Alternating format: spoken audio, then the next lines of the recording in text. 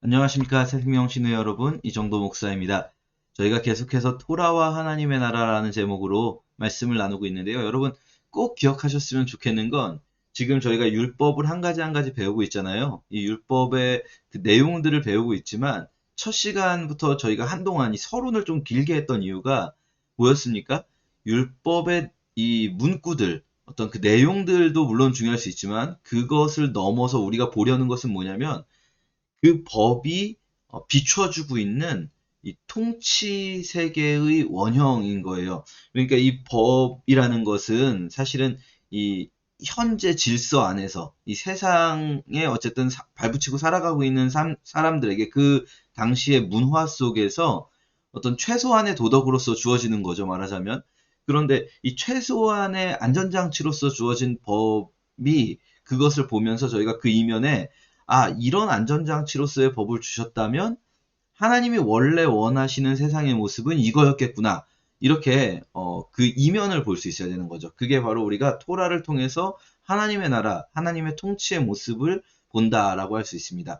그리고 그 하나님의 통치 속으로 우리가 들어가는 것, 이것이 말하자면 구원인 거죠. 이 구원이라는 것이 단순히 죽어서 천국 간다, 여기서 그치는 것이 아니라 이것을 포함해서 죽어서 갈 하나님, 정확히 말하면 말씀드렸죠. 죽어서가 아닙니다. 예수께서 재림하실 때, 예수께서 재림하실 때에 완성될, 그리고 우리가 살아가게 될 하나님 나라, 그것만이 있는 게 아니라 성경은 지금 이 땅 가운데에서부터 이미 시작되고 있는 하나님의 나라, 우리가 살아가야 할 하나님의 나라가 있다는 거예요. 근데 우리가 그것을 그냥 지금 이 땅에서는 어떻게 살든지 생각을 안 하고 그냥 무조건 죽어서 갈 천국만을 바라보게 되는 것은 뭐냐면 우리가 이 땅에서 살아야 될 하나님의 나라라는 것을 굉장히 추상적으로만 생각하고 있는 거죠. 근데 사실 그건 추상적인 개념이 아닙니다. 실제로 우리가 하루하루 살아가면서 어떻게 사는가의 문제인 거거든요. 그게 이제 토라의 그 시대에 계시가 되었던 거죠, 말하자면. 토라를 통해서 너희는 이렇게 살아야 된다라는 법들이 있는 거예요. 자, 어, 지난 시간에 이어서 이제 여성에 대한 율법들 좀 살펴볼 텐데, 제가 워낙 많기 때문에 이제 두 챕터로 나눴어요. 지난 시간에는 소극적인 측면에서 여성을 보호하는 법들을 좀 봤고요. 오늘은 약간 적극적인 측면에서 여성의 권리, 여성들이 재산을 소유할 수 있는가, 뭐 이런 문제들을 좀 살펴보려고 합니다. 율법을 살펴보기 앞서서 그 율법의 모든 율법의 기초가 되는 창세기 1장 기억나시죠? 하나님이 하나님의 형상대로 사람을 창조하셨어요. 하나님은 남자와 여자를 같은 하나님의 형상으로 창조하셨어요. 남자는 하나님의 형상, 여자는 남자의 갈비뼈 아닙니다. 예, 하나님은 남자와 여자를 함께 창조하셨다. 이거 기억하시면서 저희가 출발했으면 좋겠어요. 제가 보니까 그동안 이렇게 보면 뭐 저희 조회수가 얼마 안 되잖아요. 어차피 보시는 분들이 많지 않은 것 이해합니다. 제가 또 뭐 영상을 너무 길게 만들기도 하고 사실 뭐 여러분 꼭 이거 아니어도 유튜브에서 얼마든지 좋은 영상 너무 많기 때문에 뭐 저는 뭐 그런 거에 크게 신경 쓰진 않습니다만 그래도 이렇게 또 만드는 사람 입장에서는 조회수가 안 나오는 것보다 조회수가 나오면 좀 더 의미가 있게 느껴지더라고요. 이걸 열심히 이렇게 찍어서 올렸는데 조회수가 나오면 좋더라고요. 근데 보니까 조회수가 나오게 하는 방법이 좀 약간 그래도 저희가 지금까지 올린 영상 중에 제목을 좀 약간 자극적으로 달면 막 제가 뭐 달았었죠? 비트코인 달았었나요? 뭐 이런 것들. 부동산 투기, 비트코인 막 이런 거 단 건 조회수가 좀 더 높더라고요. 그래서 오늘도 좀 제목을 자극적으로 달아봤는데 좀 예민한 문제인데 예민한 문제이기 때문에 여러분 제 말을 너무 신뢰하지 않으셔도 돼요. 그럼 이제 막 이래도 되는 건가? 이러지 마시고 그냥 아, 조회수 늘려보려고 자극적으로 일부러 달았다 생각하면서 들어주시면 좋겠어요. 이혼 문제에 대해서 예수님께서 말씀하신 거, 요거부터 좀 우리가 다루면서 출발했으면 좋겠어요. 마태복음 19장이죠. 바리새인들이 예수님을 시험하려고 물어봅니다. 이 예수님을 시험하려고 물어봤다는 건 뭐냐면요. 예수님을 공격하려고 하는 거예요. 왜냐면 이미 이게 지금 마태복음 19장인데 마태복음 5장에서 예수님이 산상수훈을 가르치실 때 아마 뭐 많이들 아실 거예요. 마태복음 5장에서 어, 옛사람이 말한 바 그러니까 구약에는 어, 음행을 하는 자마다 이제 죄를 지었다라고 했는데 나는 너희에게 이르노니 여자를 보고 음욕을 품은 사람이 이미 죄를 지은 거다. 또 옛사람에게 말한 바 살인하지 말라 하였으나, 그러니까 율법에는 살인하지 말라라고 나왔는데 나는 너희에게 이르노니 뭐 형제를 미워하는 자마다 살인한 자다 이렇게 말씀하시죠. 그러니까 이 지금 마태복음 5장이 뭐냐면 저희가 전에 했었거든요. 율법 해석, 예수 그리스도의 율법 해석 방식이에요. 예수님의 율법 해석 방식은 뭐냐면 구약의 율법은 살인하지 말라, 간음하지 말라. 이거는 최소의 규정인 거예요. 그러나 완전한 하나님의 뜻이 아니에요. 완전한 하나님의 뜻은 살인하지 말라, 간음하지 말라가 아니라 미워하지도 말라. 이게 하나님의 뜻인 거예요. 근데 그렇게 하면 못 지키잖아요. 그러니까 이렇게 조금 뭐랄까요, 최소한의 규정으로서 율법을 주신 거죠. 근데 그 말씀하시다가 무슨 얘기가 나왔냐면 아내를 버리려거든 이혼 증서를 써서 버리라 라고 하였으나 나는 너희에게 이르노니 아내를 버리지 말라. 음행한 연고 외에는 아내를 버릴 수 없다 라고 말씀하셨어요. 근데 이게 이제 공격의 포인트가 되는 거예요. 바리새인들이 보기에는. 왜냐하면 율법에 명백하게 나온 거잖아요. 율법에 제가 보여드릴게요. 아이고 여기 있죠. 이혼 증서에 아내를 맞이하여 데려온 후에 수치되는 일이 있으면 발견하고 이혼하려면 이혼 증서를 써서 그의 손에 주고 돌려보내라는 거예요. 이혼 증서를 쓰면 이혼할 수 있다고 나온 거잖아요. 근데 지금 예수님은 마태복음 5장에서 이혼할 수 없다라고 말씀하신 거예요. 그러니까 그것 때문에 바리새인들이 야 이거는 지금 이 예수가 완전히 대놓고 이렇게 뻔히 나와 있는 신명기 24장의 율법을 무시하고 있는 거다. 그러니까 요 부분을 가지고 한번 논쟁을 해보면 이 뭐랄까요 백성들 앞에서 논쟁을 했을 때 예수가 율법을 무시하는 자다. 제대로 된 이 뭐랄까요 이 랍비가 아니다. 이런 것을 증명할 수 있다라고 생각하고 이 부분을 이제 딱 파고든 거예요. 자, 사람이 어떤 이유가 있으면 아내를 버리는 것이 옳겠소? 라고 물어본 거죠. 그랬더니 예수님께서 본래 남자와 여자로 지으시고 함께 한 몸이 될 것이다. 이렇게 말씀하셨으니까 이제 둘이 아니고 한 몸이니까 나눌 수가 없다. 이혼할 수 없다라고 말씀하신 거예요. 이미 5장에서 말씀하신 것과 같은 맥락이죠. 그러니까 이제 바리새인들이 드디어 이렇게 대답할 줄 알았어요, 사실. 왜냐하면 이미 이전에 산상수훈에서 그렇게 가르치시고 이 산상수훈 한 번만 성경에 기록돼 있지만 아마 지역마다 순회 설교를 하실 때마다 비슷한 설교를 하셨을 테니까 이렇게 대답할 걸 알고 있었고 거기에 대해서 이제 준비된 공격 들어가는 거죠. 자, 그러면 어째서 모세는 이혼 증서를 주어서 버리라 명하였습니까? 라고 준비된 공격 들어갔어요. 자, 여기에 대해서 예수님이 뭐라고 대답하시냐? 모세가 너희의 마음의 완악함 때문에 그렇다라고 말씀하세요. 자, 요 질문을 하기에 앞서서 요 부분을 해석하기에 앞서서 우리가 좀 이혼 문제에 대해서 굉장히 어려운 게 뭐냐면요. 요 본문을 가지고 우리는 보통 이혼을 금지한다. 아주 극단적인 상황, 뭐 음행한 연고 외에는 이혼을 금지한다. 이제 기독교에도요, 똑같은 윤리가 적용이 돼요. 기독교도 전통적으로 이혼을 금지해 왔죠. 특별한 연고 외에는. 그러면 이제 그 특별한 이유가 뭐냐? 이게 중요해요. 기독교 안에서도 이혼 논쟁이 있을 때 하는 이야기는 특별한 연고, 간음이나 뭐 폭력이나 몇 가지 외에는 이혼은 금지된다. 이게 이제 기독교의 전통적인 윤리관이었어요. 근데 사실 성경을 잘 들여다보면 이런 구절도 있어요. 예를 들면 바울이 고린도전서에서 자, 한번 읽어볼게요. 어떤 여자에게 믿지 않는 남편이 있는데 믿지 않는 남편일지라도 함께 살길 좋아하거든 남편을 버리지 말라. 믿지 않는 남편이 아내로 말미암아서 거룩하게 될 수도 있지 않고 또 반대로 믿지 않는 아내가 있어도 마찬가지지. 12절에 이제 아내의 얘기도 있었습니다. 믿지 않는 아내가 있어도 남편으로 말미암아 거룩하게 될 수 있으니까 그러니까 믿지 않는 아내나 남편이 있어도 이혼하지 말라라고 해요. 그런데 이거는 지금 13절에 나온 대로 같이 살기를 좋아할 때예요. 근데 15절에 보세요. 혹 믿지 않는 자가 갈리거든 갈리게 하라. 이게 무슨 말입니까? 믿지 않는 자가 나는 신앙적인 문제로 너와 함께 살 수 없다라고 하면은 이게 이혼하라는 거거든요. 자 보세요. 이게 여러분 주의하세요. 저희 나중에 이제 이야기하겠지만 지금 이런 본문들 우리가 성경 본문 해석할 때 제일 안 좋은 방법이 이거를 그대로 우리의 윤리규범으로 어떻게 적용할까 이거부터 생각하는 거예요. 이거 바리새인들의 방식이에요. 좀 이따 말씀드릴 겁니다. 자 어쨌든 이 본문만 그냥 보자는 거예요. 이 본문을 봤을 때 당장 우리가 어떻게 할까 이건 나중에 생각하고 본문을 봤을 때 바울은 명백하게 이혼을 해도 된다고 말을 하고 있는 거예요. 후회될 것이 없다. 하나님은 화평 중에 너희를 부르셨다.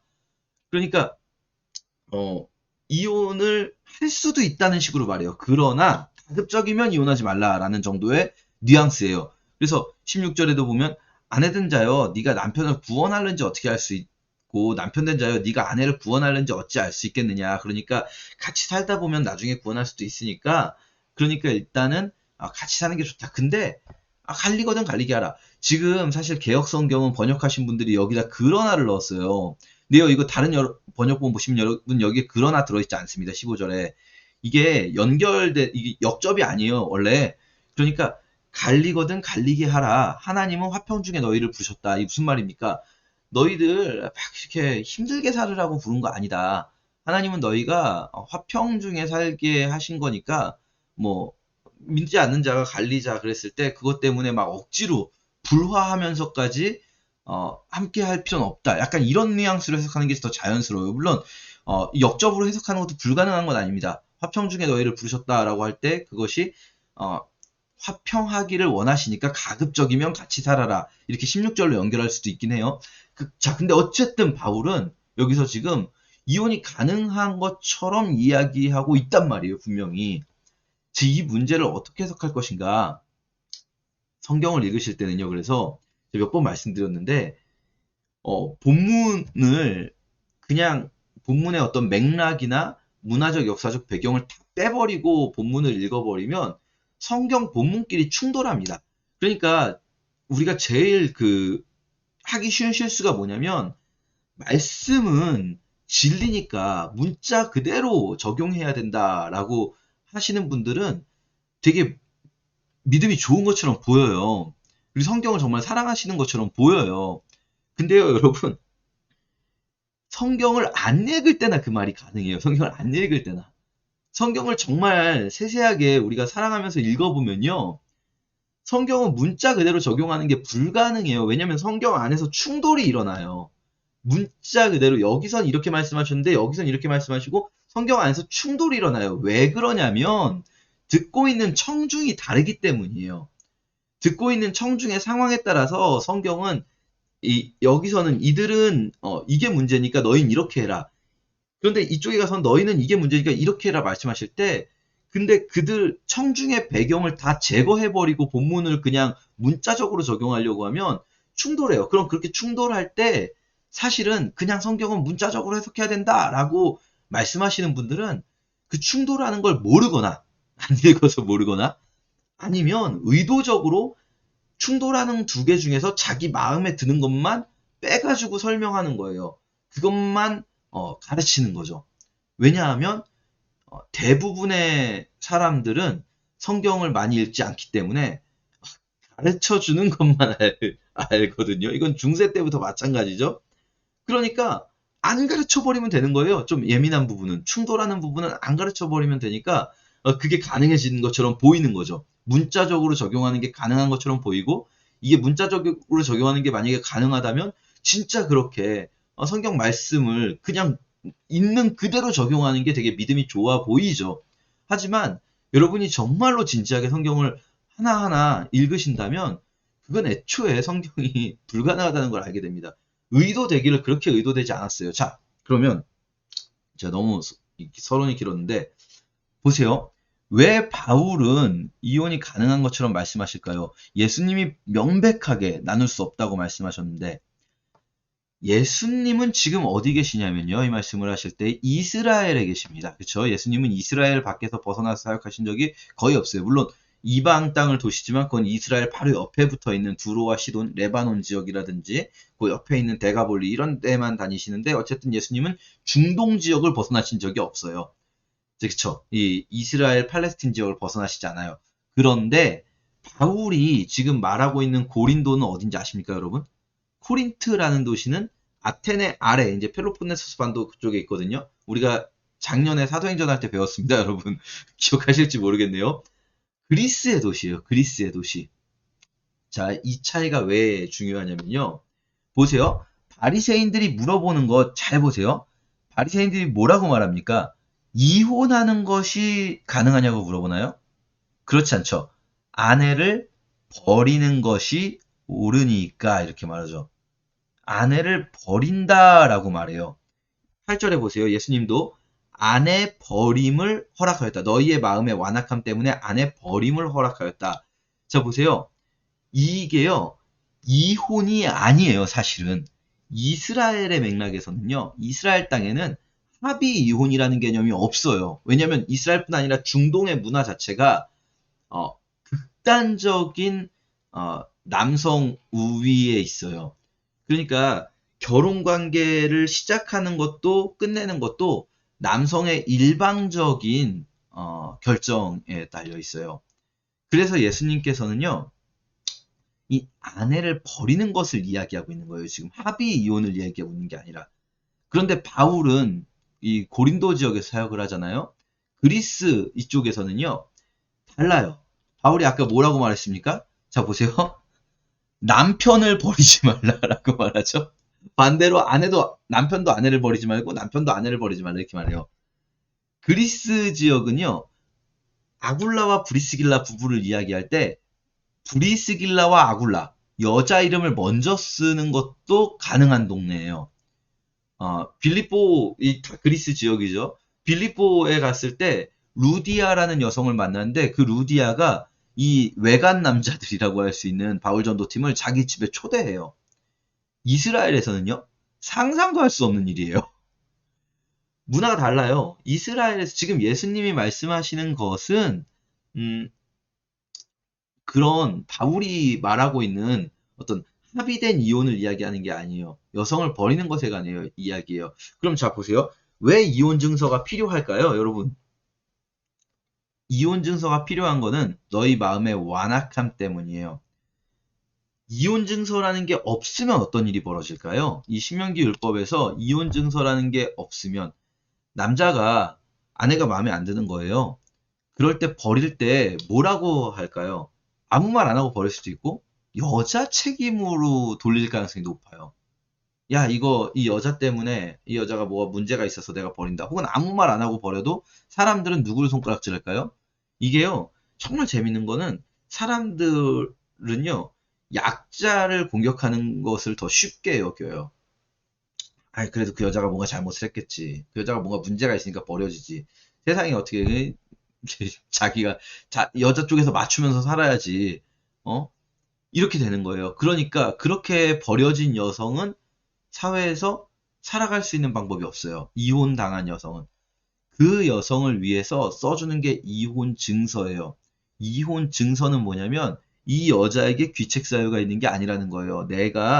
남자 쪽에서 내가 이 여성과 함께 사는 게 마음에 안 들어가지고 나는 이 여성을 이혼시킨 거다. 그러니까 이 여성은 이제 다른 남자랑 결혼할 수도 있고 합법적으로 이제 다시 재가할 수 있다.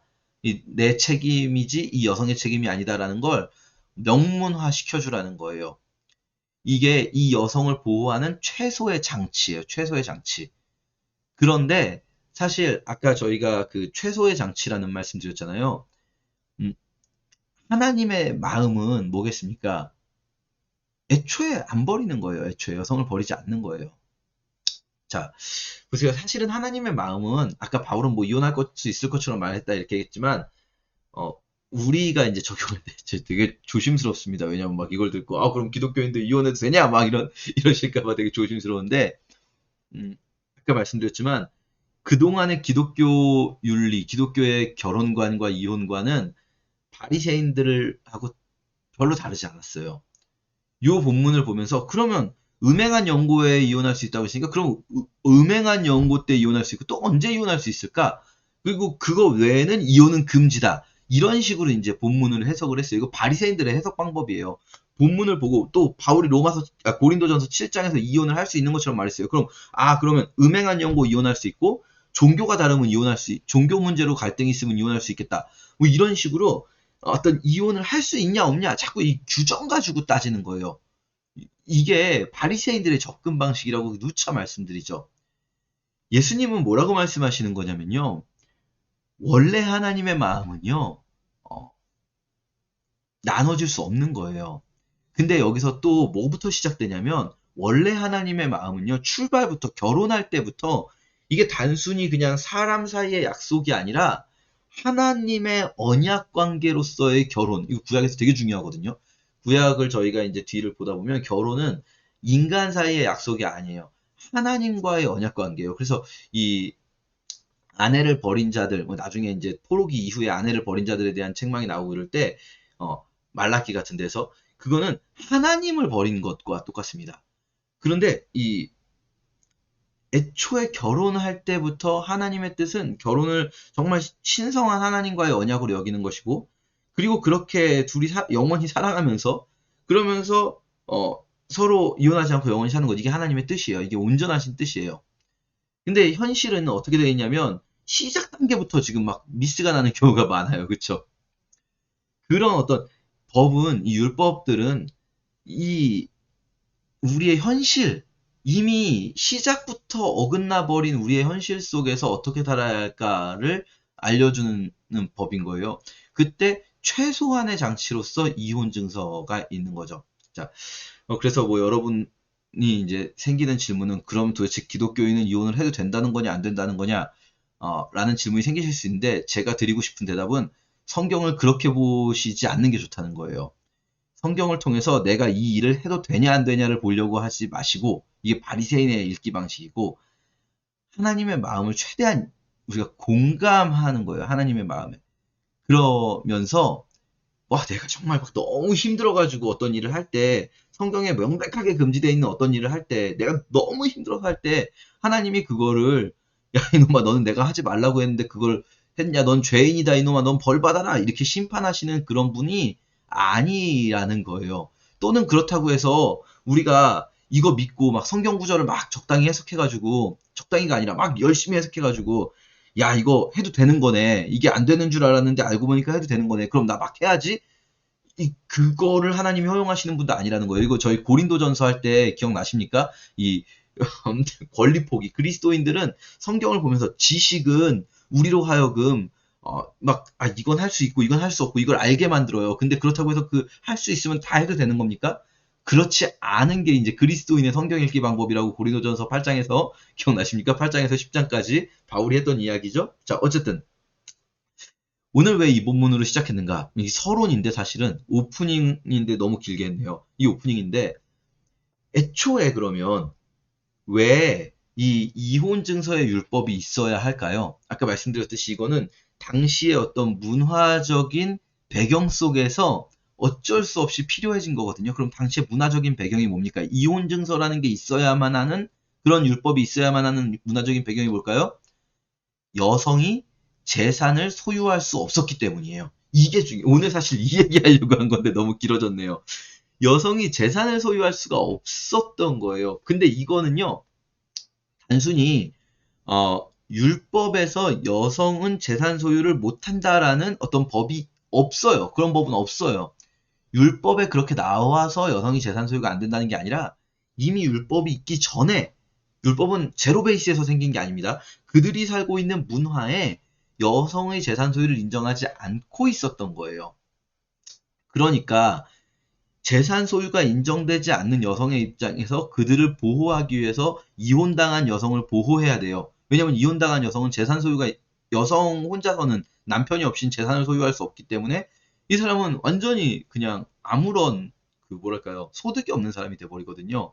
거지가 되는 거죠, 쉽게 말하면. 그래서 이들을 보호하는 제도들이 있습니다. 여러분 생각해 보세요.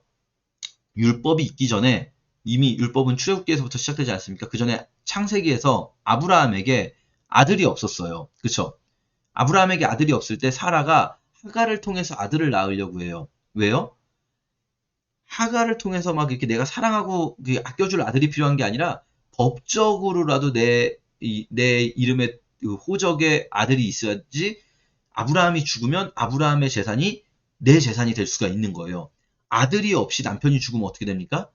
아브라함의 재산은 사라에게 가지 않고 사라는 거지가 되고 엘리에셀에게, 다메섹 사람 엘리에셀에게, 아브라함의 종 중에 한 사람에게 가게 돼 있는 거예요. 자, 그것을 막아주기 위한 제도, 형사취수제도입니다. 이 형사취수제도는 사실 율법에만 있는 건 아니고요. 일반 법에도 많이 있고 특히 유목민족들에게 많이 있습니다. 유목민족들이 이제 말하자면 한 군데 정착 생활을 하지 않는 사람들이죠. 우리나라도 있었어요. 고려에도, 고구려에도 형사취수제가 있습니다. 수혼제. 자, 이 제도가 어떤 제도입니까? 형제들이 같이 사는데 형제 중에 하나가 죽고 아들이 없어요. 그럼 죽은 자의 아내는 나가서 타인에게 결혼하는 게 아니라 남편의 형제가 아내로 삼아서 남편의 형제된 의무를 다해요. 그러니까 형이 죽으면 동생하고 결혼을 하는 거예요. 이 형수와 동생이 결혼을 해요. 이거 되게 이상하게 보이시잖아요. 현대인의 관점에서 볼 때는 이거 되게 이상한 법인데 사실 이 법은요. 신명기 25장에 기록돼 있지만 이미 창세기 38장에도 있었어요. 이 법이. 그러니까 이거는 율법에 있는 게 아니라 원래 그 뭐랄까요 유목민들의 일종의 불문율이에요. 왜 있냐면요. 이게 여러분 이상한 게 아닙니다. 형제를 통해서 그러니까 남편의 동생하고 결혼해서 이게 공식적인 결혼 관계가 아니에요. 아들을 낳기 위한 관계예요. 아들을 낳기만 하면 이 결혼 관계는 없어도 돼요. 끊어져도 돼요. 아들을 낳으면 이 아들이 누구의 아들이 될까요? 이 아들은 그 동생의 아들이 아니에요, 법적으로. 이 아들은 죽은 형의 아들이 되면서 죽은 형의 재산이 이 아들에게 승계되는 거예요. 아들이라는 어떤 그 통로를 통해서 실제로는 남편이 죽은 그 여성에게 재산이 승계되게 하기 위한 법인 거죠. 근데 이거 좋아했겠습니까? 실제로? 여러분 생각해 보세요. 창세기 38장에서 유다의 세 아들 엘과 오난과 셀라가 있을 때 첫째 아들이 죽었어요.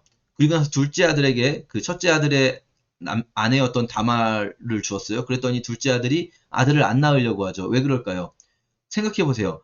형이 만약에 아들이 없이 죽어요. 형의 재산 누가 갖게 될까요? 자기께 되겠죠.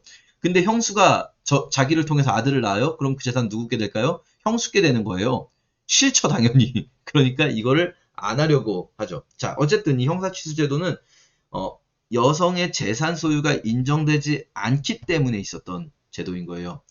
아까 저희가 봤었던 이혼 증서도 그렇고 형사취수제도도 그렇고 여성의 재산 소유가 인정되지 않는 당시의 문화 속에서 최소한 여성을 보호하기 위한 거예요. 그러면 자, 우리는 이제 이 질문을 본격적으로 가야 돼요. 율법은 여성의 재산 소유를 허용하지 않는가? 이 질문으로 가야 되죠. 그래서 슬로브앗의 딸들이라는 사람을 볼 필요가 있습니다. 기본적으로는 율법이 일반적인 상황에서는 여성의 재산 소유를 율법은 금지하지 않지만 남성이 아들을 통해서 유산이 상속되는 것을 그냥 그 배경으로 하고 있어요. 자연스럽게 받아들이고 있어요. 왜냐하면 말씀드렸지만 못 지킬 법을 줄 수는 없어요. 그러니까 미워하지도 말라라고 율법을 만들 수는 없어요. 왜냐면 못 지키니까요. 안 지키고 무시하겠죠. 그럼 사람들이. 그럼 사문화되는 거예요. 법이 의미가 없어져요. 당시 문화 속에서 최소한의 지켜질 수 있는 규례를 만들어야 되는데, 자, 근데 이제 문제가 발생했어요. 그게 뭐냐면, 므낫세의 현손 마길의 증손 길라앗의 손자 헤벨의 아들 슬로브앗이라는 사람이 있는데, 이 사람은 딸만 있어요. 밀라와 노아와 호글라와 밀가와 디르사라는 5명의 딸만 있고, 아들이 없이 죽었어요. 우리 아버지가 광야에서 죽었는데 여호와를 거슬러 모인 고라의 무리에 들지 않았고 이 자기 죄로 죽었고 아들이 없나이다. 이 자기 죄로 죽었다 이 말이 무슨 말이냐면 고라 자손의 고라 일당들에 반역했었거든요. 그때 땅이 갈라지면서 죽었는데 그때 죽은 사람이 아니라 그냥 죽은 사람이다. 고라 일당의 죄 때문에 죽은 사람이 아니라 이 광야 1세대가 죽을 때 광야 1세대들이 다 죽었잖아요. 광야에서 각자의 죄 때문에 죽었다 이렇게 해석이 되는 거죠. 광야 1세대가 죽을 때 우리 아버지가 그냥 죽었다. 고라 일당의 반역에 참여한 게 아니라. 근데 아들이 없다.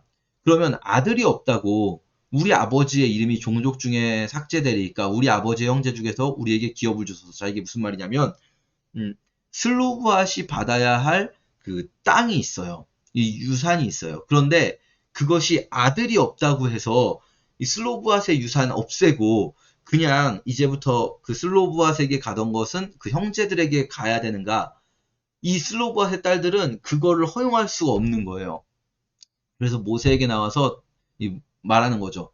우리에게 우리 아버지의 유산을 주십시오. 이렇게 말을 하는 거예요. 물론 그전에도 이런 상황들이 있었겠지만 그전에 여성들은 함부로 나서지 못했던 것 같아요. 그런데 처음으로 슬로브앗의 딸들이 나섭니다. 자, 이 민수기에 보면 이런 상황들이 계속 나와요. 레위기에서 법을 주셨는데 그 법은 되게 일반론적인 법이거든요. 근데 이 상황들이 자꾸 발생을 하는 거예요. 그럼 이 상황에서 이 레위기법이 제대로 제정하고 있지 않은 상황들이 나올 때 어떻게 해야 될까요? 모세가 여호와께 아뢰는 거죠. 그러면 여호와께서 말씀해 주시는 거예요. 새로운 상황에 대해서 모세가 말씀드렸더니 말씀하시는 거예요. 슬로바의 딸들의 말이 옳다. 여성의 재산 소유를 하나님은 인정하시는 거예요. 그래서 슬로브앗의 딸들만 그런 게 아니라 8절 보시면 이제부터 새로운 법이 추가되는 거예요. 이런 식으로. 민수기 신명기에는 이런 식으로 새로운 법이 추가되는 과정들이 드러나는 거예요. 민수기에서 어떤 상황이 발생하고 모세가 여쭤보고 새로운 법이 추가됩니다. 자, 이제 이스라엘 자손에게 말하여 이르라. 사람이 죽고 아들이 없으면 일반화된 법이 나오는 겁니다. 슬로브앗의 딸들만 예외 케이스가 아니라 법으로 아들이 없으면 딸들이 받을 수 있다라는 법이 생기는 거예요. 그런데도 뭐 1차적으로는 아들이 우선이긴 하죠. 그렇죠? 아까 말씀드렸지만 그 시대 문화가 그냥 무조건 딸들에게도 간다 그러면은 받아들여지지가 않고 또 그러면 법 자체도 완전히 새로 만들어야 되는 게 왜냐면 지파 안에서 이제 아들 중심으로 부계 중심으로 이 재산이 상속되는 것을 그 당시의 문화를 기본적으로 전제하고 법이 이제 만들어져 있는데 그거 다 바꿔야죠. 물론 하나님은 다 바꾸길 원하실 것 같아요. 읽어보시면 여러분 하나님은요 이 슬로봇의 딸들 편이에요. 근데 그 당시에 문화가 그걸 인정하기 어려운 문화라는 거죠. 자 어쨌든 이제 법이 생겼어요. 여성도 받을 수 있다는 겁니다. 그러면 자 보세요. 제가 그러면 말씀드리죠. 슬로브앗의 딸들에게 이제 재산 소유가 인정됐으니까 여성들이 재산을 소유하는 게 이스라엘 속에서 자연스럽게 받아들여졌을까요? 아까 민수기 27장에서 슬로바의 딸들이 나왔잖아요. 민수기 36장에 끝나거든요. 근데 민수기 마지막 장, 끝나는 장에 정말 왜 이게 마지막 장에 굳이 이걸 기록했지 싶은 에피소드가 나옵니다. 그게 뭐냐면 또다시 슬로바의 딸들이에요. 민수기 마지막 장에 모세 요셉 자손 중 므낫세의 손자 마기레 아들 길라세 종족 수령들이 나와서 이번에는 그 므낫세 지파의 대표자들 장로들이 나와서 모세에게 말하는 거예요. 아니 앞에서 슬로브앗의 기업을 딸들에게 주게 하셨는데 우리가 생각해 보니까 아닌 것 같아요 라고 말해요. 그들이 만일 이스라엘 자손의 다른 지파의 남자의 아내가 되면 그 기업이 우리 므낫세 지파에서 떨어져 나가지 않겠습니까? 그러니까 이 지파별로 땅이 분배돼 있고요. 그 분배된 지계석을 옮기면 안 돼요. 제가 요거는 앞에서 했었죠. 땅 굉장히 중요해요. 지금 물론 여성을 보호하는 것도 중요하고 여성의 권리도 중요하지만 사실 인간이 살아가는데 그보다 더 중요한 거는 사실은 고대 이제 농경사회의 맥락입니다. 고대 농경사회에서 땅이에요. 땅이 제일 중요해요. 땅은. 근데 땅이 그 지파 경계, 가문 경계를 벗어나면 안 돼요. 앞으로 영영이 이 가문이 아무리 이 가문이 가난해져도 이 가문에게 귀속된 땅은 있어야 돼요. 근데 이 장로들이 가만히 생각해 보니 이 여성들이 아직 미혼인 거예요. 그러니까 어린 거예요. 슬로버의 딸들이 굉장히 당돌하지 않습니까? 결혼도 안 한 여성들이 그렇게 나서서 어린 여성들이 나서서 모세에게 막 우리의 권리를 주장했던 거예요. 어려서 가능했을 것 같기도 합니다. 자, 어쨌든 근데 이 장로들이 안 된다는 거예요. 그러면 이거 문제가 있습니다. 그러면 우리 지파의 땅이 다른 지파로 이 여성들이 다른 지파 남자랑 결혼하면 다른 지파로 가지 않겠습니까? 라고 말을 하는 거죠. 그러니까 모세가 들어보니까 또 그것도 말이 되는 것 같은 거예요. 그래서 모세가 뭐라고 말합니까? 여호와의 말씀을 또 이제 여호와께서 또 말씀하시는 거죠. 이것도 맞다. 그래서 이제 여호와의 명령은 이렇다. 슬로바의 딸들은 마음대로 시집가도 되는데 단 오직 그 조상 지파의 종족 므낫세 지파를 벗어나면 안 된다. 그러면 이스라엘 자손의 기업이 이 지파에서 저 지파로 옮기지 않으니까 이제부터 또 추가됩니다. 제가 이제 요약해놨는데 점점점 해놨는데 생략해놨는데 이제부터 딸들이 아버지의 재산을 받았을 때 그 딸들은 자기 지파 안에서만 결혼을 할 수 있다라는 율법이 추가되는 거예요. 근데 여러분 이 본문을 여러분 이렇게 이해하셔야 돼요. 이스라엘의 한 지파는요. 지파들끼리 막 이렇게 섞여서 사는 게 아니에요. 지파들끼리 섞여서 사는 게 아니라 지파들끼리 모여서 살고요. 한 지파가 하나의 도 개념을 이루고 있어요. 우리가 충청도, 강원도, 경상도 하듯이 므낫세 지파는 므낫세 지파끼리 모여 살고요.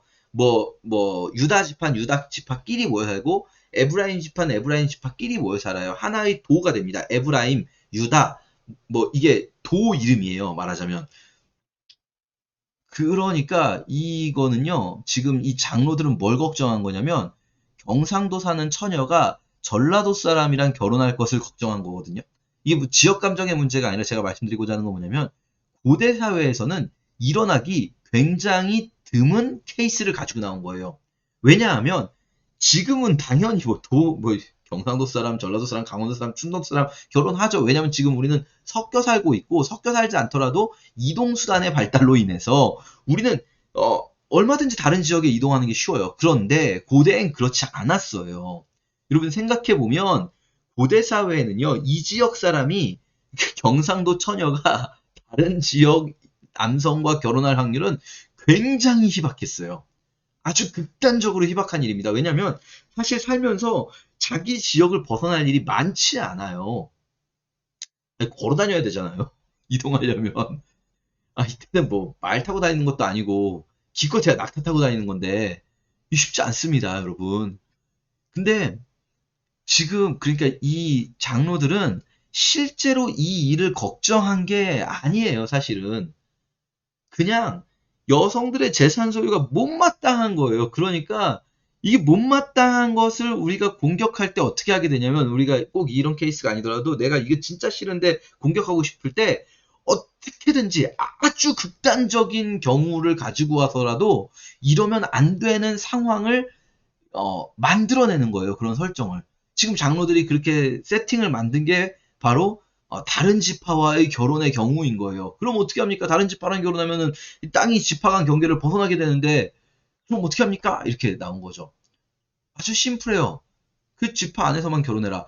사실은 대부분 다 지파 안에서 결혼하는 상황이에요, 여러분. 이거는 지키기 어려운 아니 그럼 여자는 그 지파 안에서만 결혼하는 그런 나쁜 법이 어디 있습니까? 그런 게 아니라 그 당시에 아주 자연스러운 일인 거예요. 자, 이렇게 일단락 되는 듯 보였으나 슬로브아의 딸들 문제는 이제 해결이 될까요? 또 나와요. 또 여호수아 17장 모세가 죽은 후에 헤벨의 아들 길르앗의 손자 마길의 증손 므낫세의 현손 슬로브아스는 아들이었고 딸뿐이고 딸들의 이름은 이러한데, 또 나와요. 여호수아 앞에 나와서 여호와께서 모세에게 이렇게 주라 하셨습니다. 우리도 주십시오. 라고 또 얘기하는 거예요. 왜 말했습니까? 왜 말했겠어요? 안 주려고 그러니까 말하지 않았겠습니까? 안 주려고 그러니까. 모세가 주라고 했었는데 모세가 죽었잖아요. 그리고 여호수아서에서 이제 제비를 뽑아서 실제로 모세 때에는 실제로 땅이 있지 않았습니다. 모세 때는 땅이 있었던 게 아니라 나중에 땅을 제비 뽑아 얻을 때에 그때에 주라라고 명령한 건데, 모세 때는 땅이 아직 없을 때요. 여호수아 때 이제 실제로 이제 제비를 뽑아요. 그때 제비를 뽑는데 또 안 주려고 하니까, 그러니까 이 여자들이 또 나와가지고, 아까 말씀드렸듯이 나이도 어린 여자들이에요. 나이도 어린 여자들이 또 나와가지고 우리 주세요, 우리 땅. 또 나와. 이게요, 성경을 읽다 보면 진짜 어떤 느낌이 드냐면요, 저희가 또 이 부분이 되게 읽을 때 여호수아 17장이 땅 분배하니까 땅 목록 쭉 나오거든요. 그리고 율법 부분도 지루한 부분들이잖아요. 그러다 보니까 어떻게 생각되냐면, 읽었던 것 같은데 이거 내가 읽었던 거 아닌가? 내가 헷갈리는 거, 이러고 넘어가게 돼요. 읽었던 거 맞아요. 지금 계속 반복해서 나오는 거예요, 이 여성들이. 안 주려고 그러니까. 율법으로 정했어도 안 지켜려고 하니까. 여러분 생각해 보세요. 당시 사람들이 보기에 얼마나 이 슬로보아의 딸들이 징글징글 맞았을까요? 정말. 야, 그만 좀 해라, 니네. 니네만 억울하냐? 니네만 손해보는 거 같냐? 다들 그렇게 사는 거야. 그만 좀 해, 좀. 이렇게 말하고 싶었을 거예요. 말했을 거예요, 아마, 진짜로. 니네가 뭐가 그렇게 억울하다고. 니네만 손해보고 사는 것처럼 말해. 응? 그만 좀 해, 그만 좀. 할 만큼 했잖아. 이 어린 여성들에게, 나이 어린 여성들에게, 이 지파의 장로들 막 이런 사람들이 막 말을 했을 거예요. 아니, 할 만큼 했으면 그럼 줘야죠. 할 만큼 했는데 왜 안 주는 거예요? 이게 이게 그 당시의 문화였던 거고, 율법은, 하나님은 이 징글징글맞게 나오는 여성들을 그때마다, 나올 때마다 이들의 손을 들어주셨어요. 그래서 또 주시는 거예요. 여호와의 명령을 따라 그들의 아버지 형제들 중에 기업을 주시는 거예요, 결국은. 결국은 주시는 거예요. 근데요, 여기서 이들의 재산 소유는 단순한 재산 소유로 보기가 어려워요. 슬로브아시의 가문, 또 여기 중요한 이 장로들의 가문인 거예요. 이들은요, 사실은 땅을 받는 것 이상으로 그 지역의 말하자면 지배권이에요. 말하자면, 지배라는 건 좀 이상하긴 한데, 왜냐면 이스라엘의 장로들이 그 지역을 지배한 건 아니고요. 그 지역의 리더십이에요. 이스라엘의 장로들은. 이스라엘은 왕정이 아니죠. 왕정이 아니라 장로들이 그 지역에서 재판을 하기도 하고 백성들의 어떤 문제를 치리하면서 뭐 막 왕처럼 직접적인 지배를 하진 않지만 군림하지 않지만 리더십을 발휘해요. 슬로바의 딸들은 여성으로서 그 지역에서의 리더십을 얻은 거예요. 자기들이 획득해낸 거죠. 말하자면. 자, 이게 율법이 여성의 권리에 대해서 보여주고 싶은 거예요. 뭡니까? 여자나 남자 다르지 않다라는 거 보여주고 싶은 거예요. 근데 여러분 생각해 보면 기독교, 개신교 우리 내에서도요. 율법이 있고도 뭐 한참 뒤에 지난 수천 년이 지난 우리들 이 수천 년 동안 사실 우리 안에서 여성의 권리는 그렇게 인정받지 존중받지 못했어요. 여자는 뭐 목사가 될 수도 없고 여자는 장로가 될 수도 없고 뭐 여자는 막 뭐 할 수 없는 게 너무 많죠. 교회에서 남성들은 설교를 하고 여성들은 뭐 설거지를 하고 같은 설자 돌림이지만 너무 다른 일을 하고 있고 막 그런 어떤 상황들이 있잖아요. 왜 그럴까 생각해 보면 그 원흉으로 이제 기독교 내에서 구약 말고 이 신약에서 이 남녀 차별의 원흉으로 지목되는 사람이 있습니다. 누굴까요? 바울이죠, 바울. 예수님은 막 어떻게든 여성을 보호하려고 하셨어요. 이 뭐죠? 가늠하다 현장에서 붙잡혀온 여인 있지 않습니까? 이 재밌는 게 여러분 저희가 지난주에 가늠하면 어떻게 되죠? 남자는 무조건 도시 안에서건 들에서건 남자는 사형, 여자는 도시 안에서면 사형, 들에서면은 무죄잖아요. 가늠하다가 현장에서 붙잡힌 여인 케이스가 재밌는 건 가늠하다가 현장에서 붙잡혔으면 남자도 붙잡혔을 텐데 왜 여자만 끌고 오냐는 거예요. 재밌지 않습니까, 여러분? 아니, 가늠하다가 현장에서 혼자 가늠하진 않았을 거 아니에요. 현장에서 남자, 여자 같이 붙잡혔을 텐데 여자만 끌고 왔어요. 율법은, 어, 남자를 오히려 더 큰 죄로 여기거든요. 근데 현실에서 이스라엘 사회에서 그렇지 않았던 거예요. 가늠하다가 현장에서 걸렸을 때 남자는 사람들이 어떤 그 남자의 사회적인 어떤 지위나 체면이나 이런 거를 봐주는 거죠. 그래도 이분은 우리 공동체에서 중요한 위치에 있는 분이니까, 이분은 뭐 자숙하라고 하고, 근데 이 여자가 분명히 꼬리쳤을 것이다. 이 여자는 재판해야 된다. 그러면서 이제 예수님께 데리고 오는 거죠. 근데 예수님이 여성 편 들어주지 않습니까? 근데 이제 문제는 바울이에요, 바울. 예수님과 달리 바울은 여성에 대해서 굉장히 가혹한 말들을 많이 합니다. 고린도전서 14장. 여자는 교회에서 말하지 말라는 거예요. 잠잠하라. 이게 이제 여성 목사 안수를 금지하는 대표적인 구절이죠. 두 군데 있습니다. 바울이 여성들을 교회에서 조용히 시키는 구절. 고린도전서 14장에서는 심지어 어떻게까지 말하냐면요. 여자는 35절에 만일 무엇을 배우려거든 집에서 자기 남편에게 물어봐라. 그러니까 교회 공동체 안에서 궁금한 게 있어도 말하지 말고 조용히 있다가 남편한테 집에 가서 물어봐라. 이렇게 말해요. 너무 심하지 않습니까? 너무 심. 여자가 교회에서 말하는 것은 부끄러운 것이라. 그리고요. 디모데전서 2장에서 또 말합니다.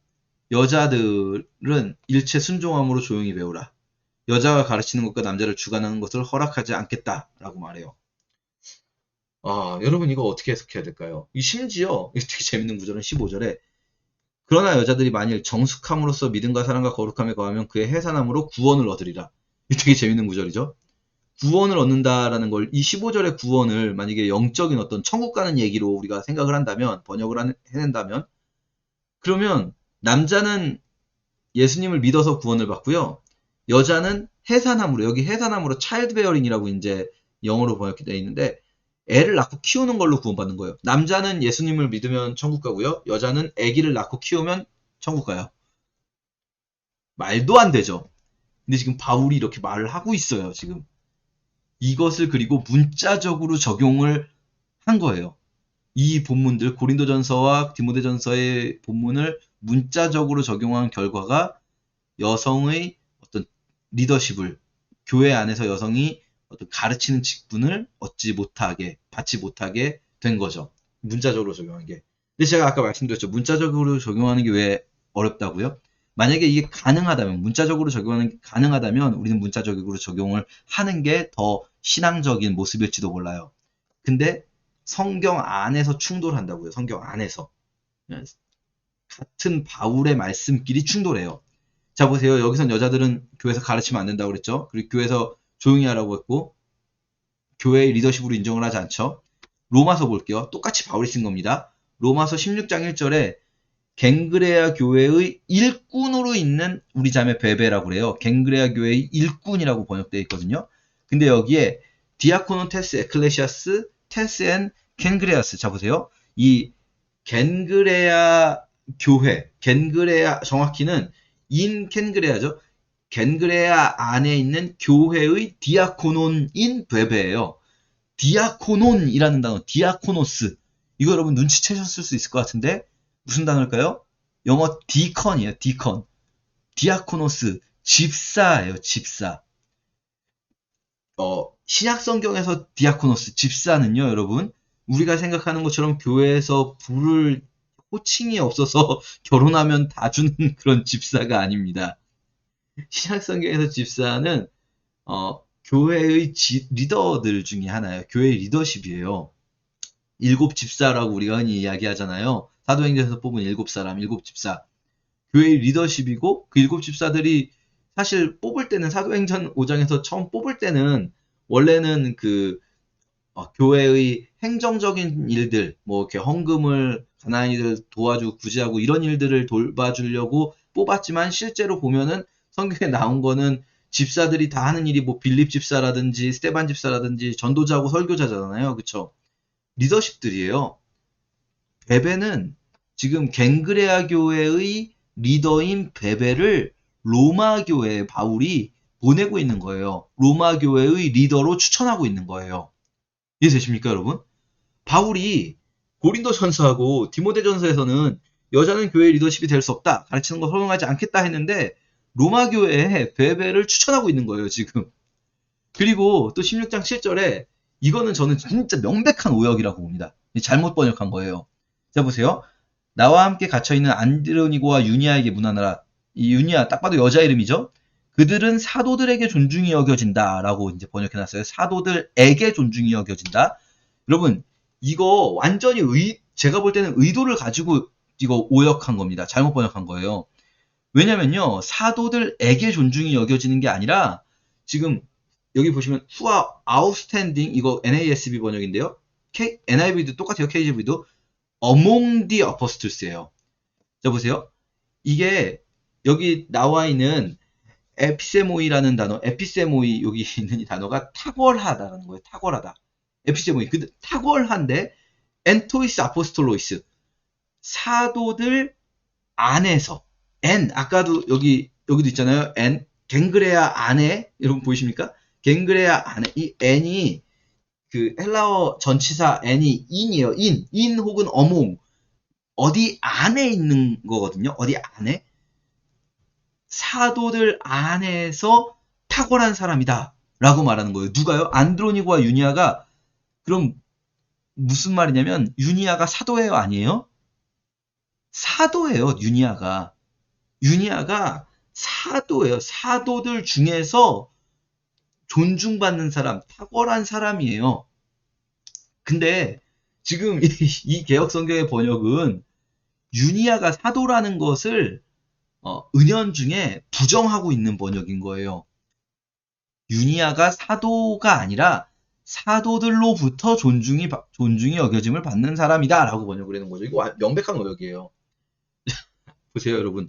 베베는 디아코노스고요. 디아코논이고요. 이 유니아는 아포스톨로이스예요. 그러니까 사도예요. 사도. 여성 사도도 있고요. 여성 집사도 있어요. 로마 교회. 바울이 지금 로마에는 여성 사도, 여성 집사를 막 보내고 있단 말이에요. 근데 왜 도대체 고린도전서와 디모데전서에서는 여자는 무조건 조용해라 막 이러고 있는 걸까요? 이거 아까 말씀드렸죠. 이게 청중이 누구냐를 생각을 하고 청중이 어떤 상황이냐를 생각을 해야 되는 거예요. 그걸 무시하고 그냥 이 문자적으로 적용하려고 하면 이렇게 충돌하는 상황이 발생하는 거예요. 성경끼리. 음, 고린도전서는 고린도 교회, 디모데전서는 디모데가 에베소 교회에 있거든요. 에베소예요. 고린도와 에베소 두 도시예요. 근데 그 두 도시에 어떤 일이 벌어진 것인가? 어, 디모데전서 에베소에 있는 상황 잘 보시면 여자들이 단정하게 옷을 입으래요. 여자들이 따은 머리와 금이나 진주나 값진 옷으로 하지 말래요. 거꾸로 생각하세요, 여러분. 어떤 문제가 있었을까요, 에베소 교회에? 여자들이 막 따고 막 금이나 진주나 값진 옷으로 자기들을 단장하려고 했던 문제가 있었던 것 같아요. 그쵸? 자, 그리고 고린도전서 14장 보세요. 36절 보세요. 36절. 하나님의 말씀이 너희로부터 난 것이냐 또는 너희에게만 임한 것이냐. 이건 지금 바울이 그러니까 어떤 교리적인 측면에서 차분히 설명하는 맥락이 아니라 이 지금 맥락은 혼내고 있는 맥락이에요. 니네만 말씀 받았냐? 니네한테만 하나님의 말씀이 임했냐? 왜 이런 말을 할까요? 여성들 중에 고린도 교회와 에베소 교회 여성들 중에 마치 자기들만 하나님의 말씀을 받은 것처럼 막 진짜 막 직통 계시를 받은 것처럼 말하는 여성들이 있었던 것 같아요. 여성들로 인한 문제가 발생을 했다고 볼 수 있는 거죠. 고린도 교회, 에베소 교회. 이거는 사실 많은 분들이 연구하신 부분이 아니라서 여러분 그냥 한 귀로 듣기 한 귀로 흘리셔도 돼요. 저의 개인적인 해석입니다. 저는 사실 이게 되게 맞다고 생각하고 논문도 좀 써볼까 했지만 저는 그러기 귀찮아가지고. 근데 코린트와 에베소에 공통점이 있어요. 이건 그냥 제 해석입니다. 이 그레코로만 세계는 도시들마다 그 주신들이 있거든요. 도시에 가장 큰 신전이 있어요. 코린트하고 에베소의 공통점이 뭐냐면요. 그 도시에서 가장 큰 신전이 여신의 신전이라는 공통점이 있어요. 여러분이 지금도 그리스 이제 여행 가시면 꼭 성지순례 아니라도 관광 가시면 꼭 들리는 도시가 코린트거든요. 코린트 가면 대표적으로 보는 게 코린트 운하 있고요. 큰 운하가 있습니다. 그리고 코린트의 이렇게 가장 높은 곳에 아프로디테 신전이 있어요. 미의 여신 아프로디테 아시죠? 제우스의 세 딸 중에. 아프로디테 신전이 가장 커요. 코린트에서는. 그런가 하면 에베소에서 제일 큰 신전은 지금은 남아있지 않지만 고대 세계 7대 불가사의 중에 하나였다고 전해져 내려오는 아르테미스 여신의 신전이 있어요. 에베소는 가장 큰, 전 세계에서 가장 큰 아르테미스, 여기도 제우스의 딸들 중에 하나죠. 아르테미스 여신의 신전이 있었고요. 사도행전에도 그 얘기가 나와요. 크도다 에베소 사람이 아데미어 막 이러면서 그 아데미 여신, 아르테미스 여신의 그 장식품 만드는 사람들이 바울과 충돌하는 장면이 나와요. 자, 보세요. 에베소와 코린트는 여러 도시들 중에서 특징이 뭐냐면 여신의 도시들이에요. 그러면 이 아프로디테 신전이나 아르테미스 신전에서 일하는 사제들은 남자일까요, 여자일까요? 여신의 사제들이 있었을 거예요. 그 여신의 사제들이 막 이렇게 막 따은 머리와 이런 걸로 장식을 하고 마치 자기들의 신들의 직통 계시를 받는 신의 대리자인 것처럼 말하던 그 풍습이 그 도시에 있는 교회 안에 스며들어 올 수 있을 수 있어요. 저는 그렇게 추정합니다. 바울은 지금 코린트 교회와 에베소 교회에 일어난 특정한 문제에 대해서 치리하고 있는 것이지 그 문제를 해결하기 위한 이야기를 하고 있는 것이지 초시공적 교리로서 무시간적 교리로서 그냥 무조건 교회 안에서 여성은 말하면 안 된다라고 말하고 있는 게 아닌 거예요. 그러니까 로마 교회는 여성 사도도 인정하고 여성 집사도 인정하면서 지도자로 추천하기까지 하는 거죠. 자, 안타까운 건 무엇입니까? 성경을 문자적으로 적용한다라고 하는 그 뭐랄까 이렇게 되게 믿음 있어 보이긴 해요. 저도 사실 마음 같아선 진짜 성경에 딱 이렇게 문자적으로 나오면 그걸 그렇게 적용을 하는 게 저도 정말 막 그러고 싶어요. 제가 성경을 많이 안 읽을 때는 그게 가능한 줄 알았어요. 그래서 진짜 다 그렇게 해야 되는 줄 알고 되게 많이 비판했어요. 다른 사람들을. 바리새인들인 거죠. 근데 여러분, 성경을 문자적으로 적용할 수 있다고 말하는 거는요, 성경을 안 읽을 때 가능합니다. 자세히 안 읽어보면 되게 될 것 같아요, 그게. 근데요, 어, 성경은 그러라고 주신 게 아니에요. 그건 바리새인들의 방식이라고 누누이 말씀드리죠. 성경은 하나님의 마음에 공감하라는 거예요.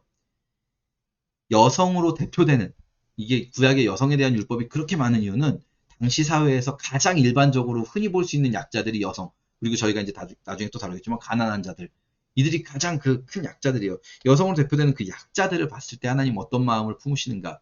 그들을 보호해야 한다는 거예요. 그게 율법의 구절이라면, 그러면 그 율법의 배후에 있는 하나님 나라의 모습은 무엇입니까? 약자를 누구든 나서서 보호하는 사회. 약자에 대해서 그들의 권리를 인정해주고 모두가 동일한 권리를 가지고 모두가 서로 권리를 가지고 싸우라는 게 아니라 모두가 서로가 서로를 인간으로서 존중해주고 무엇보다 하나님의 형상인 사람으로 존중해주고 살아갈 수 있는 사회. 이게 율법이 보여주고자 하는 하나님의 나라의 모습, 하나님의 통치의 모습인 거죠. 우리가 예수를 믿고 구원받는다는 건 단순히 내 죄 용서 받아서 죽어서 천국 간다의 개념이 아니라, 여러분 잘 기억하셔야 돼요. 이게 좀 어려운 개념일 수 있는데, 우리는 구원을 어떻게 이해하냐면요, 죄를 용서 받아서 그래서 그 결과로서 죽어서 천국 가는 것을 구원으로 봐요. 그러니까 이게 죄의 용서는 그러면은 그 단계인 거죠. 죄를 용서 받고 그래서 천국 가는 것이 구원받는 거죠. 근데 사실 바울은 어떻게 표현하냐면요, 죄를 용서받는다라고 표현하지 않아요. 죄를 이긴다라고 표현해요. 바울은 죄를 이긴다, 혹은 죄로부터 해방된다. 바울의 표현이기도 하고 복음서 마찬가지죠. 죄로부터 해방된다. 그리고 죄로부터 해방되는 것이 단계가 아니라 죄로부터 해방되는 것이 구원이에요. 그 죄로부터 해방된다는 것은 무슨 말이냐면요, 우리가 죄를 짓지만 그 죄의 대가인 벌을 안 받는 것도 물론 포함하지만 그건 아주 부분이에요. 죄로부터 해방된다는 것은 그게 아니라 우리 안에 있는 죄의 본성을 이겨낼 수 있는 능력이 이제 하늘로부터 덧입혀져서 우리가 왜 이 땅에 하나님의 통치가 임하지 않습니까? 우리가 성경을 볼 때, 특히 신약을 볼 때 가져야 될 게 뭐냐면요, 1세기에 이 성경을 처음 읽었던 사람들이 가지고 있었던 문제의식을 가지고 봐야 돼요. 그러니까 우리는 성경을 볼 때 뭘 가지고 보냐면, 내가 죽어서 천국 가야 되는데 어떻게 해야 천국 가지? 지옥 가지 않고 천국 가는 방법이 무엇이지? 라는 문제의식을 가지고 성경을 봤던 사람이 루터예요. 왜 루터는 그 문제의식을 가지고 성경을 봤냐면, 중세 기독교가 계속 사람을 그걸로 괴롭혔어요. 니네 지옥 간다, 니네 지옥 간다. 천국 가려면 돈 내라. 천국 가려면 이거 해라, 저거 해라. 루터는 그 문제에 억눌려 있었기 때문에 그 문제의식, 그 질문을 가지고 성경을 본 거예요. 도대체 어떻게 해야 천국 가지? 그리고 발견한 거죠. 오직 믿음으로 가는 거구나. 오직 믿음으로 천국 가는 거구나. 이 루터가 가지고 있었던, 루터나 칼빈이 종교개혁자들이 가지고 있었던 세계관 속에서 답을 찾은 거죠. 그런데 사실 1세기에 초대교회의 그리스도인들, 그리고 그 시대의 유대인들은요, 절대로 내가 죽어서 천국 가고 지옥 가는 문제가 질문이 아니었어요. 그들의 질문은 뭐였냐면, 도대체 왜 이 땅에 하나님의 나라가 오지 않는가? 도대체 왜 이 땅에 하나님의 통치는 임하지 않는가? 이거예요. 왜냐면 구약 내내 그들이 봤던 거는 하나님의 통치가 임하려고 하다 무너지고 임하려고 하다 무너지는 모습이거든요. 하나님의 통치가 도저히 이 땅에 오지 않는 거예요. 하나님은 언제쯤 그의 나라를 회복시키실 것인가? 제자들이 예수님께 물어보잖아요. 그의 나라가 언제 오냐는 거예요. 그의 나라가. 제자들이 우리 어떻게 천국 갑니까? 라고 물어보지 않아요. 그의 나라가 언제 오냐고 물어봐요. 그의 나라가 이 땅에 임하는 것, 그의 나라가 그리고 완전히 영원히 완성되는 것, 그것이 예수를 믿는 믿음으로만 가능하다는 거예요. 근데 어떻게 가능합니까? 왜 그의 나라가 못 왔냐면 죄 때문이에요. 우리 안에 있는 죄 때문에. 이걸 바꿔 말하면 우리 안에 있는 이기심, 욕망, 죄악된 본성들, 이런 것들이 이 하나님이 원하시는 세상의 모습이 못 이루어지게 막는 가장 큰 그 방해물이라는 거예요. 우리 안에 있는 죄악들. 근데 그 우리 안에 있는 죄악으로부터의 해방, 우리가 죄를 이겨내고 정말 사람을 사람으로 하나님의 형상으로 대하고 모든 사람을 하나님의 형상으로 대하고 그리고 모든 사람과 더불어 관계가 회복되고 선악과로 인하여 무너진 관계, 인간 사이의 관계, 그리고 피조 세계 전체와의 관계, 땅이 가시덤불과 엉겅퀴를 내는 모든 상황들 이런 것들을 회복시킬 수 있는 이런 것들은 사실은 그 이면에는 죄가 있는 거죠. 그리고 그 죄의 본질 속을 파고 들어가 보면 내가 높아지고자 하는 마음이 있는 거죠. 선악과를 먹은 이유가 뭐겠습니까? 내가 높아지고자 하는 마음, 내가 잘 되고 내가 남들보다 더 위에 서고 싶고 이 마음 그걸 이겨낼 유일한 힘이 예수를 믿는 믿음으로부터 온다라는 거예요. 여러분 다 동의하진 않으셔도 괜찮지만 이거 제가 지금 말씀드린 부분은 저 개인적인 해석이 아니라 많은 성경을 보시는 진지하게 성경을 연구하시는 분들이 최근까지 함께 이렇게 뭐랄까요 동의를 이루고 하면서 성경을 연구하는 공동체가 되어가고 있는 거죠. 그러니까 루터 칼빈 이후로 성경 연구가 멈춘 게 아니거든요. 루터 칼빈 이후로 계속 성경을 읽고 보고 어떻게 하면 우리가 이 속에서 더 주님의 뜻을 발견할 것인가를 연구하고 고민하고 있는데 문제는 우리 교회 현장은 여전히 루터 칼빈에서 멈춰 있는 거예요. 그냥 천국 가냐 지옥 가냐의 이야기. 이게요, 천국 가냐 지옥 가냐의 이야기가 그렇게 중요하면 그게 정말 제일 중요한 거면 성경엔 왜 그 이야기가 별로 없습니까? 성경이 이렇게 두꺼운데 사실 천국 가냐 지옥 가냐의 이야기는 그렇게 많지 않아요. 그게 없다는 게 아니에요. 그 분명히 있습니다. 그러나 그 천국의 모습 어떤지 우리 확신할 수 없어요. 왜냐면 성경은 그걸 핵심 포인트로 두고 있지 않아요. 성경은 사실 우리 나중에 언제 기회 있으면 계시록을 다룰 수 있으면 좋겠는데 계시록이 마지막 완성된 하나님 나라 예수 그리스도의 최후 승리를 이야기합니다. 왜냐면요. 그거는 지금 현재 하나님 나라를 이뤄가며 살고 있는 사람들이 이겨낼 힘을 주기 위해서야. 우리가 분명히 승리한다. 분명히 하나님 나라가 완성된다. 예수 그리스도는 재림하실 것이고 이겨낸다. 이 얘기는 왜 하냐면 지금 너희가 지금 이 핍박과 고난 가운데에서 하나님 나라를 끝까지 살아가야 한다. 너희가 이겨야 한다. 이기는 자에게는 이것이 허락될 것이다. 이러기 위한 거예요. 그래서 천국에 대해서 성경은 자세히 설명해 주지 않아요. 왜냐면 천국에 대해서 자세히 설명해 주면 어떤 일이 벌어지냐면 지금 우리가 하고 있는 것 같은 일이 벌어져요. 지금 현재는 중요하지 않고 무조건 천국 가고 지옥 가는 얘기만 중요해지는 거예요. 지금 우리가 무슨 가난한 자를 돕건 말건 소외된 자를 돌보건 말건 그들과 관계를 맺건 말건 중요한 건 뭐냐면 내가 죽어서 천국 가는 게 제일 중요하지. 이렇게 돼버리는 거예요. 그게 안 중요하다는 게 아니라 지금 우리가 신경 쓸 일은 그게 아니라는 거예요. 지금 우리는 지금 이 땅에서 하나님의 나라를 어떻게 살아갈 것인가. 그래야 지금 하나님의 나라를 살아갈 때 완성될 하나님의 나라 역시 우리가 거기에 참여할 수 있는 거죠. 어쨌든 우리가 이 율법의 여러 가지 말씀들 기억하면서 말씀을 계속 함께 읽어나갔으면 좋겠습니다. 감사합니다.